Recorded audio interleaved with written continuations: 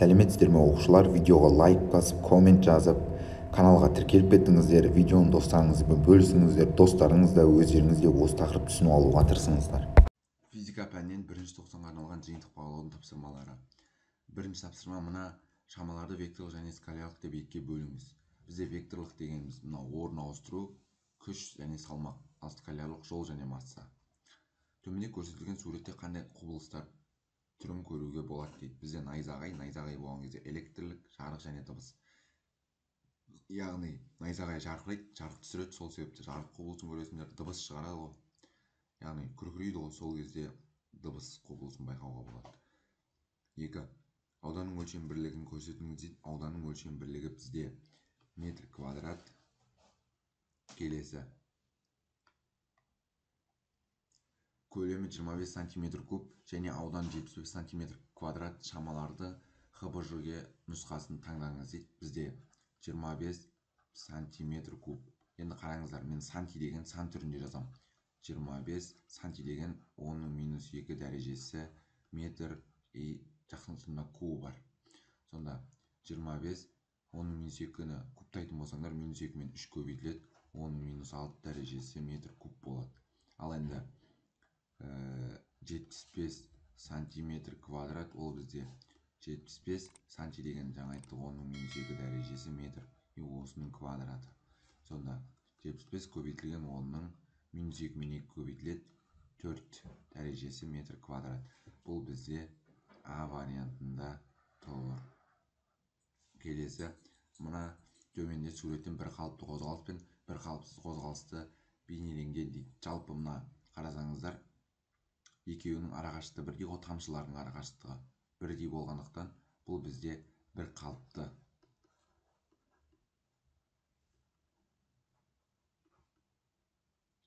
Ал енді мына тамшылардың арақашықтығы әртүрлі ғой, сол себепті бұл жерде бір қалыпсыз қозғалыс. Келесі суретте АВС-да жүрген жол көрсетілген. Траектория дегеніміз берілген санақ жүйесінде қозғалыстағы дененің артынан қалдыратын ізі. Ол көріп-тұрсыздар, А-дан В-ға барған, В-дан С-ға, С-дан Д-ға барған кезде артынан көк сызықтар қалдырған. Осы бізде траектория деп аталады. Автобустың А пунктінен Д пунктіне орын ауыстыруын суретке салып көрсетіңіз. Орын ауыстыру дегеніміз бастапқы нүкте мен соңғы нүктені қосатын сызық. Яғни бізде бастапқысы А, соңғы нүкте Д, екеуін қосамыз бір сызықпен. Ол бізде былай шығады сонда.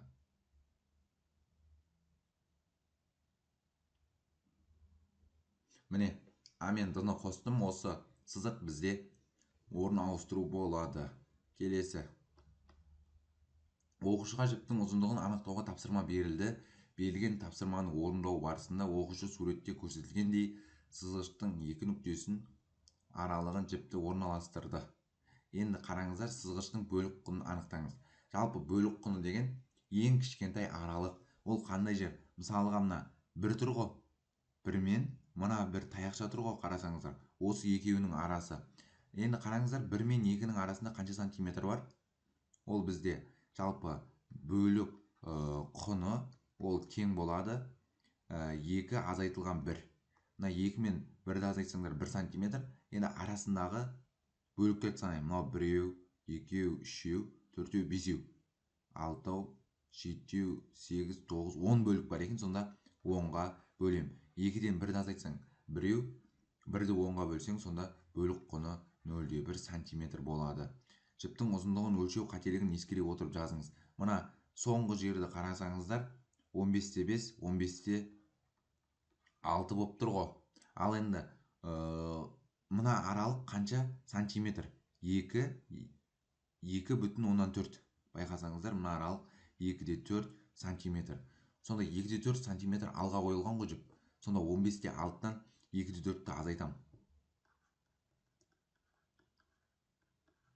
Ол менде 13-те 2 сантиметр болады. Бұл 13-те 2 сантиметр жіптің ұзындығы. 13-те 2 енді қателігін таптып тұр ғой, қателігімен жаз деп тұр. 13-те 2 плюс-минус 0,1, яғни бөлік құнын жазып қоясыңдар. Кетіп, оқушыға берілген келесі тапсырма жіптің диаметрін анықтау болды. Бұл тапсырманы орындау үшін оқушы өз қарындашына жіпті орады дейді. Міне, оралған жіп көрсетілген.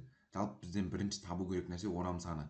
Қараңыздар, бірінші бір орамдықтарды жазып алайықшы. Мына жерде біреу, екеу, үшеу, төртеу, бесеу. 5 орам, мына бір жарты орам, бір жарты орам, екеуі бір орам болады ғой. Сонда жалпы 6 орам болады. Жіп диаметрін қ/ж бойынша өлшем бірлігін ескере отырып анықтаңыз дейді. Бізде жіптің диаметрі ол мына аралық қой. Мына бір бөлік құнына тең жіптің диаметрі. Ол бізде 0,1 сантиметр, немесе біз оны жазуымызға болады 1 миллиметр деп. Келесі. Велосипедші А пунктінен В пунктіне қарай жүрген суретте көрсетілген дейді. Велосипедші бастапқы 20 секундты 5 метр жылдамдықпен жүріп, осы уақытта жүрген жолды анықтаңыз дейді.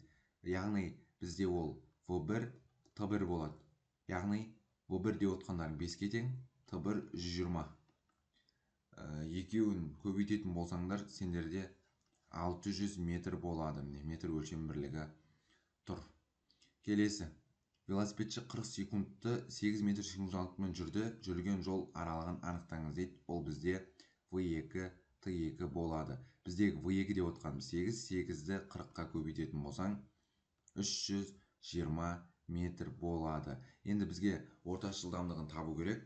Орташа жылдамдықтың формуласы ол жалпы жүрілген жолды жалпы уақытқа бөлу. Менде жалпы жүрілген жол S1 қосылған S2, оған кеткен уақыт Т1 плюс Т2. Есептейік. Сонда бізді есептейтін болсақ, S1 мен S2-дің қосындысы ол 600 қосылған 320. Осыны бөлем 120 секунд, 40 секунд, яғни 160-қа. 600-ді 320-ға қосатын болсаңдар, ол сендерде 920, 920-ны 160-қа бөлесіңдер. 5-те 75 метр бөлінген секунд болады. Яғни орташа жылдамдығы 5-те 75. Келесі.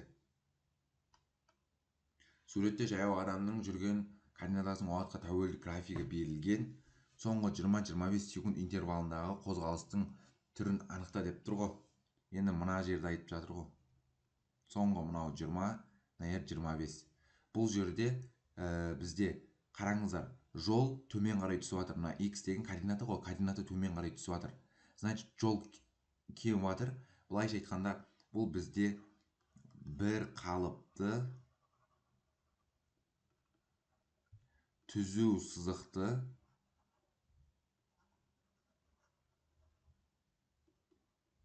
кемімейлі қозғалыс болады. Себебі жолы кем жатыр. Ал енді 0,5 секунд интервалындағы жаяу адамның жылдамдығын анықтаңыз дейді. Яғни мына аралықтағы жылдамдығы. Осы не істеймін? Сонда ол 5 секундта 20 метр жол жүрген. Значит, бізде 20-ны 5-ке бөлем. 20-ны 5-ке бөлсеңдер, оның жылдамдығы 4 метр бөлінген секунд болады. Жауап 4 метр бөлінген секунд. Келесі бізде 0,5 секунд интервалындағы қозғалыс теңдеуін жазыңыз. Бізде жалпы қозғалыстың теңдеуі x тең болады, x0 плюс vt формуласы бойынша жазылады. Бізде бастапқы координата қараңыздар 0-ге тең ғой. Сол себепті мен нерде просто vt-ны жазасам болады.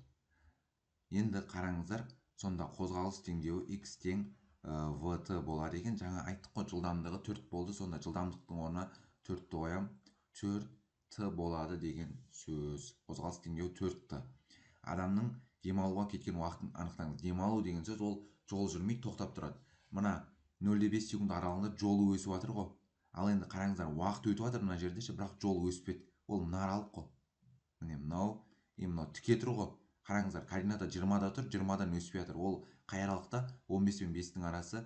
Бұл бізде 15 азайтылған 5 табамыз. Сонда біз 10 секунд деген жауапты. 15-тен 5 азайтсаңдар, 10 секунд уақыт демалуға жұмсаған. Осымен видео сабағы аяқталды. Видео сабағы ұнаса каналға тіркеліп, лайк басып, все қоңыраушасын басып қоямыз.